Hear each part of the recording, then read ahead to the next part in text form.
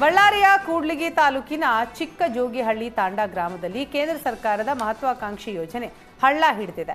JJM ಯೋಜನೆಗೆ ಕಳಪೆ ಗುಣಮಟ್ಟದ ಪೈಪ್ಗಳನ್ನು ಹಾಕಲಾಗಿದೆ. 6 ಅಡಿ ಗುಂಡಿ ತೆಗೆದು ಪೈಪ್ಲೈನ್ ಅಳವಡಿಸುವ ಬದಲು 2 ರಿಂದ 3 ಅಡಿ ಗುಂಡಿ ಅಗೆದು ಪೈಪ್ಗಳನ್ನು ಅಳವಡಿಸಲಾಗಿದೆ.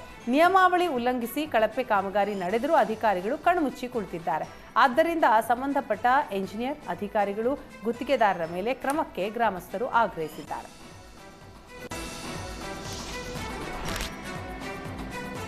ಗದಗ ಜಿಲ್ಲೆಯಲ್ಲಿ ಮೆಕ್ಕೆಜೋಳ ಖರೀದಿ ಕೇಂದ್ರ ಓಪನ್ ಮಾಡುವಂತೆ ಆಗ್ರಹಿಸಿ ಗದಗ ಮತ್ತು ಹನುಮಸಾಗರ ರಾಜ್ಯ ಹೆದ್ದಾರಿಯನ್ನ ಬಂದ್ ಮಾಡಿ ಹೋರಾಟ ನಡೆಸಲಾಗ್ತಾ ಇದೆ.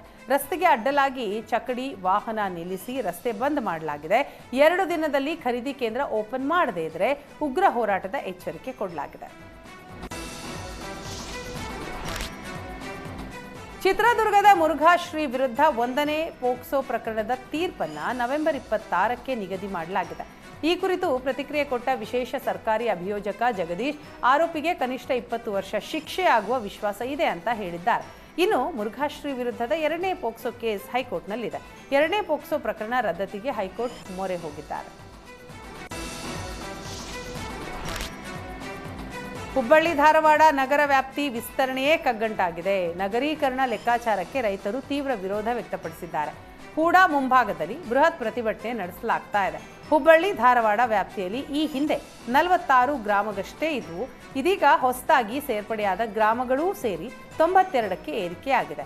ಆದ್ದರಿಂದ ನಗರೀಕರಣ ಲೆಕ್ಕಾಚಾರಕ್ಕೆ ತೀವ್ರ ವಿರೋಧ ವ್ಯಕ್ತವಾಗಿದೆ. ಕೃಷಿ ಭೂಮಿಗೆ ರಿಯಲ್ ಎಸ್ಟೇಟ್ ಮಾಫಿಯಾಗಳ ಎಂಟ್ರಿಗೆ ಅವಕಾಶ ಸಿಕ್ಕಂತಾಗುತ್ತೆ. ಆದ್ದರಿಂದ ಕೂಡಲೇ ಆದೇಶ ವಾಪಸ್ ಪಡೆಯಲು ಗ್ರಾಮಸ್ಥರು ಆಗ್ರಹಿಸಿದ್ದಾರೆ. ಗ್ರಾಮ ಪಂಚಾಯಿತಿಗಳಿಗೆ ತೆರಿಗೆ ಕಟ್ಟಲಾಗದ ಪರಿಸ್ಥಿತಿ ಇದೆ. ಹೀಗಿರುವಾಗ ಹೊಸದಾಗಿ ಹಳ್ಳಿಗಳನ್ನು ಪ್ರಾಧಿಕಾರಕ್ಕೆ ಸೇರಿಸೋದು ಸರಿಯಲ್ಲ. ಕೂಡಲೇ ಆದೇಶ ವಾಪಸ್ ಪಡೆಯಲು ವಿವಿಧ ಗ್ರಾಮಗಳು ಆಗ್ರಹಿಸಿವೆ.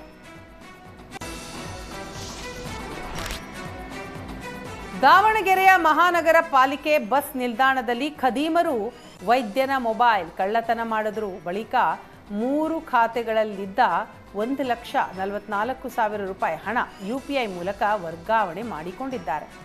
ಫರ್ಗೆಟ್ ಪಾಸ್ವರ್ಡ್ ಆಪ್ಷನ್ ಮೂಲಕ UPI ಅಕೌಂಟ್ ಪಾಸ್ವರ್ಡ್ ಚೇಂಜ್ ಮಾಡಿಕೊಂಡಿದ್ದಾರೆ. OTP ಮೂಲಕ ಪಾಸ್ವರ್ಡ್ ಚೇಂಜ್ ಮಾಡಿ ಖದೀಮರು ದುಷ್ಕೃತ್ಯ ಎಸಗಿದ್ದಾರೆ. ದಾವಣಗೆರೆ CEN ಪೊಲೀಸ್ ಠಾಣೆಯಲ್ಲಿ ಕೇಸ್ ದಾಖಲಾಗಿದೆ.